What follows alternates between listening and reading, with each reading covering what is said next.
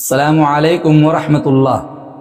بقرعید کا چاند نکلنے اور دکھنے کے بعد بال اور ناخن کیوں نہیں کٹوا سکتے؟ اگر کوئی بال کٹوا لے یا ناخن تراش لے تو اس کی قربانی درست ہوگی یا نہیں؟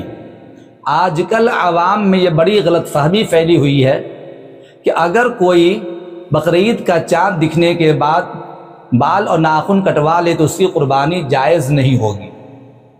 ایسے ہی ناخن اور بال بڑے بڑے ہونے کی صورت میں بھی لوگ بال اور ناخن نہیں کاٹتے ہیں اور اس کو اپنے لیے لازم اور ضروری سمجھتے ہیں کہ بقرعید کا چاند ہونے کے بعد نہ تو بال کاٹ سکتے ہیں ناخن کٹوا سکتے ہیں۔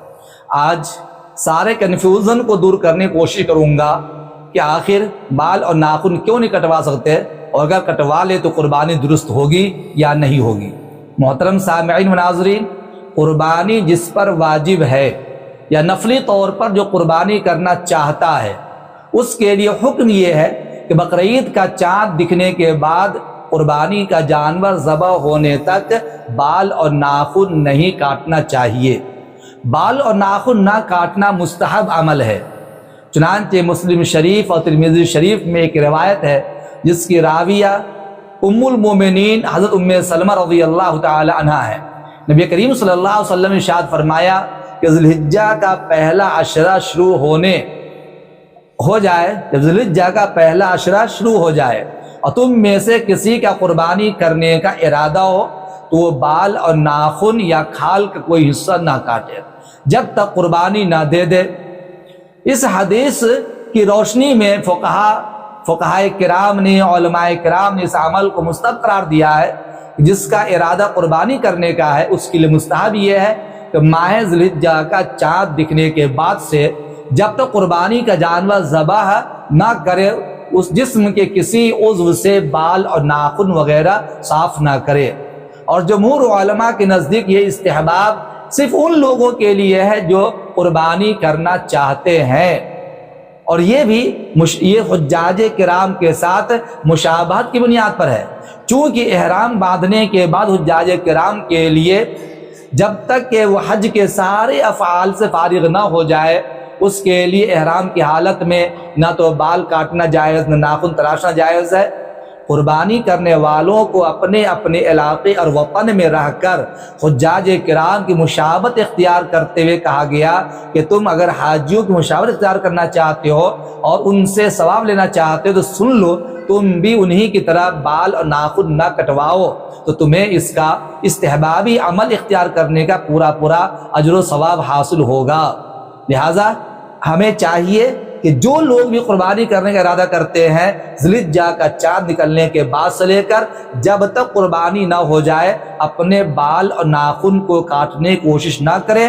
یہ نہ کاٹنا استحبابی عمل ہے، لیکن اگر کوئی کاٹ لیتا ہے، ناخن بڑے تھے ناخن تراش لیے، سر کے بال بڑے تھے، مونچھ لمبی تھی، اس کو کاٹ لیے تو اس کی وجہ سے گنہگار نہیں ہوگا، البتہ ترک مستحب کی وجہ سے اسے کسی قسم کا ثواب حاصل نہیں ہوگا۔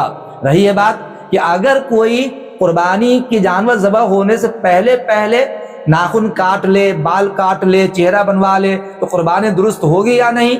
عوام کی غلط فہمی یہ ہے قربانی جائز نہیں ہوگی۔ اچھی طرح جان لیجئے یہ ایک عمل بال اور ناخن نہ کاٹنا یہ ایک الگ استحبابی عمل ہے۔ قربانی کرنا وجوبی عمل ہے، قربانی سے بال اور ناخن کاٹنے کا کوئی تعلق نہیں ہے۔ یہ تو حجاج کرام کے ساتھ مشابہت کی بنا پہ ناخن بال نہ کاٹنے کا حکم دیا گیا ہے۔ لہٰذا اگر کوئی قربانی سے پہلے قربانی کرنے والا جسے قربانی کا ارادہ ہے ناخن کاٹ لے یا چہرہ بنوا لے، مونچھ کٹوا لے، سر کے بال کٹوا لے، ناخن تراش لے، اس سے قربانی پہ کوئی اثر نہیں پڑے گا، قربانی بالکل ادا ہو جائے گی، ثواب میں کسی قسم کی کمی واقع نہیں ہوگی۔ پھر یہاں پہ بھی جان لیجئے بعض مرتبہ آدمی کے زیر ناف بال 40 دن سے زائد ہو جاتے ہیں، اور یاد رکھیے 40 دن سے زائد زیر ناف بال کو باقی رکھنا یہ حرام اور ناجائز ہے۔ اب اگر کوئی آدمی قربانی کے ایام میں بقرعید کے چاند ہونے کے بعد 40 دن سے زائد اس کی مدت ہو رہی ہو تو اس کے لیے واجب ہے کہ اس زیر ناف بال کو کاٹ لے۔ اس کے لیے استحبابی عمل سے بہتر ہے کہ وہ زنا بال کاٹے، کیونکہ یہ کاٹنا واجب ہے۔ اسی طریقہ سے زیر بغل کے بال کسی کے بڑے بڑے ہو گئے ہوں، 40 دن سے زائد مدت ہو رہی ہو، تو چونکہ یہ گناہ کا کام ہے اور بال کاٹنا واجب ہے، لہذا قربانی کے دنوں میں اگر وہ بغل کے بال کو کاٹتا ہے تو یہ وجوب پر عمل کرنا ہوگا، لہذا اس کے لیے کاٹنا ضروری ہے، اسے کاٹنے سے قربانی بھی کوئی اثر پڑنے والا نہیں ہے۔ بہرکیف مسئلہ یہ ہے کہ بال کاٹنے کی وجہ سے، ناخن کاٹنے کی وجہ سے قربانی میں کسی قسم کی خرابی لازم نہیں آئے گی، قربانی پوری قربانی درست ہو جائے گی، پورا ثواب آپ کو حاصل ہوگا، لیکن بال کاٹنا، ناخن تراشنا، یہ اس سے بچا جائے تو یہ بچنا استحبابی عمل ہے۔ بال نہ کٹوانا، ناخن نہ کاٹنا یہ مستحب عمل ہے، اس پر عمل کرنے سے اللہ تعالیٰ پورا ثواب عطا فرماتا ہے۔ امید کرتا ہوں کہ اب آپ کو پوری گفتگو سمجھ میں آ گئی ہوگی، پورا کنفیوژن آپ کا دور ہو گیا ہوگا۔ جتنا زیادہ ہو سکے آپ ویڈیو کو شیئر کیجئے، چینل کو سبسکرائب کیجئے۔ اس طرح کی شارٹ ویڈیو انسٹاگرام پر اور فیس بک پر بھی موجود ہے، وہاں دیکھنے کی کوشش کیجئے، اور قربانی سیریز کا یہ سلسلہ جاری ہے، روزانہ نئے ویڈیو اپلوڈ کیے جا رہے ہیں، اس کو دیکھنے کی کوشش کیجئے۔ السلام علیکم ورحمۃ اللہ۔